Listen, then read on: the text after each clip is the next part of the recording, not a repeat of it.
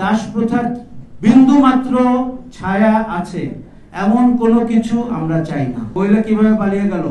এতদিন বলছিল যে আমরা পালাই না, আমার বাবা বলেছে আমরা পালাই না, এ পালিয়ে গেল।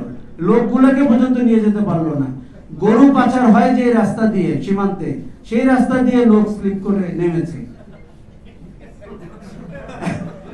কে নেমেছে জানেন? ৫,০০০তম লোকটা, যাকে আমরা ভাবি নাই সে কোনো দুর্নীতি করেছে এবং সে শত্রু, সেই পালাতে গিয়ে মারা গেছে। ইসাক আলী খান পান্না। তার মানে কি, এই সরকারটি এমন ভাবে দুর্নীতিগ্রস্ত, অপরাধে জড়িত ছিল, তার ৫,০০০তম ব্যক্তি সেও গরু পাচারের রূপ দিয়ে সীমান্ত পারি হওয়ার চেষ্টা করেছে। তাই তো বুঝতে পারছেন।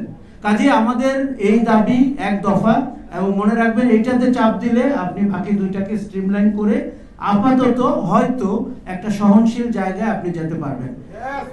শেষ বলি, আমরা দাস প্রথার বিলুপ্তি চাই এবং পৃথিবী ২০২৪ সালে দাস প্রথার বিন্দু মাত্র ছায়া আছে এমন কোনো কিছু আমরা চাই না।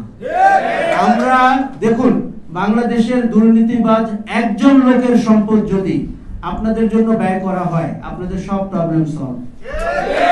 আপনারা ওটিও দাবি করতে পারেন। ধরেন সালমান রহমান, ধরেন এস আলম, ধরেন ওই যে কালকে রাত্রে ধরা পড়েছে নাসা গ্রুপের নজরুল ইসলাম, অথবা ওরিয়ন গ্রুপ। আমরা ৬টা অলিগার্কের কথা বলছি যারা ফুলে ফেপে উঠেছে। তাদের একজনের সম্পদ অধিগ্রহণ করে আপনাদের সমস্যার সমাধান করা সম্ভব, ঠিক কিনা? তাহলে আপনারা এইভাবে দাবি করেন এবং চূড়ান্ত বিচারে আমরা দাস প্রথার বিলুপ্তি চাই, আমরা মানবিক মর্যাদা চাই, আমরা আপনাদের অধিকার চাই। আপনাদের দক্ষতা যোগ্যতা দিয়ে আপনারা বাংলাদেশ সরকারের বিভিন্ন প্রতিষ্ঠানে কাজ করেন, এমনটি আমরা দেখতে চাই। ওই কথা কিন্তু খুব যুক্তিপূর্ণ না যে আপনাদেরকে আউটসোর্স করলে সরকার নাকি বাজেটে অনেক কম খরচ করে অ্যান্ড এফিশিয়েন্ট হয়। এটি প্রমাণিত না, এটি দাবি। আমি মনে করি দুষ্ট চক্রের দুর্নীতি আরো বেশি হয় এবং এফিশিয়েন্সি কম হয়। আমার ধারণা, মানুষ যদি হ্যাপি না থাকে, সন্তুষ্ট না থাকে, সুখী না থাকে, সে কাজ করে না। আপনি দেখুন, গত সরকারটিকে আমরা বলছিলাম পদ্মা ব্রিজ বানিয়ে ভোট হবে না, উড়াল সেতু করে ভোট হবে না, বঙ্গবন্ধু টানেল করে ভোট হবে না, ব্যবহার ভালো করে ভোট পাবেন। ওইটা বলতে পয়সা লাগে না। সরকারকে আপনারা বলবেন আপনাদের সাথে ব্যবহারটা ভালো করতে এবং এই যে খরচাপাতির হিসাবটা সেটি নতুন ভাবে দেখতে।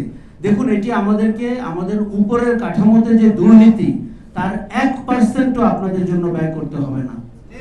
তার চেয়েও কমে আপনাদের ৫ লক্ষ মানুষের সমস্যার সমাধান করা সম্ভব। আমাদের আবার দেখা হবে বিজয়ের দিনে ভাই।